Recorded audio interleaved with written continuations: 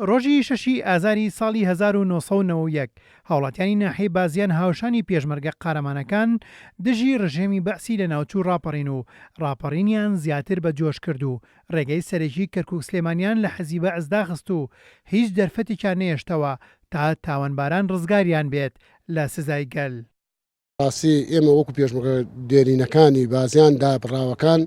ئێمە لە بازیانە توانیمان بەهیمەتی خەڵکی بازیان و بەهیمەتی ئەو پێشمەرگە قارەمانان دەوری سەرەکی لە بازیانە بینین بۆ مێژوو ئێلێم یەکێ لەوانەیە کە بەشداری کردووە لە هەموو ناوچەی سلێمانی و بازیانە یەکێتی نیشتیمانی کوردستان و بە سەرپەرشتی یەکێتی نیشتیمانی کوردستان و هەشت پێشمەرگە چوونە ئەم شانی سلێمانە گردە سەرەوە لەوێ کەمینێکماندانا کە لەبەرەوەی بۆ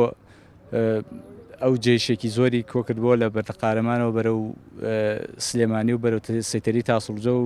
منتیقەی بتوێنی بەرێ بۆ چاو شکاندنی خەڵکی ئەو منتیقە ئێمە لێرە لێماندان کەمینێکمان بۆ دانان لێماندان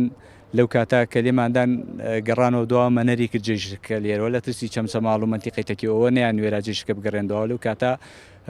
تیارە هات لە ئێمەدا لەم شانی سلێمانە گردە ئێمە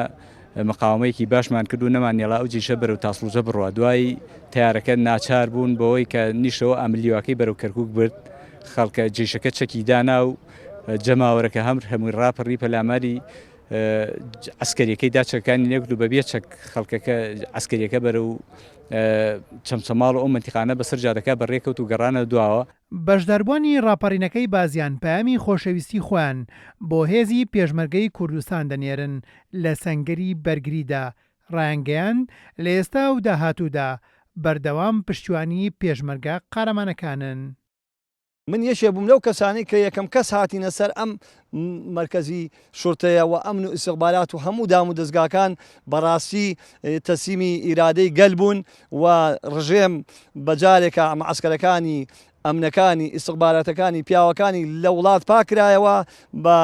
نەشید و گۆرانیەوە بەڕاستی تەپڵی سەرکەوتنمان لێدا. سپاس و ستایشی ڕۆڵی پێشمەرگە بکەم چاویان ماچەکەم لە سەنگەرەکان بەرامبەر بە گەورەترین دوژمنی جیهانی ئەجەنگن. ئەمە ئیرادەی وڵایینی پێشمەرگەی ئێمە لێرە بە ئازادی قساکەین. هیوادارم یەک بن، هیوادارم ئیتر بەس بێ چاکسازی پاکسازی یەشێتی تەبایی برایەتی بۆ کورد و کوردستان ئینشاءالله. ستەم و نادادپەروەری و کوشتن و ئەنفالکردن و ڕاگواستن و بردومانکردن بە چەکی شیمیایی لەلایەن ڕژێمی بەعسی لە ناوچووەوە بە جۆرێک بوو تا ئەو کاتە ڕقی پەنخواردووی لە نێودڵی هاوڵاتیاندا تەقیەوە و ڕاپەڕین لە شاری ڕانیەوە دەستی پێکرد و بە ڕزگارکردنی شاری کەرکووک و تەواوی کوردستان کۆتایی هات و میلەتی کورد بەرجی ئازادی پۆشی و ئازاری ساڵی 1990 کردە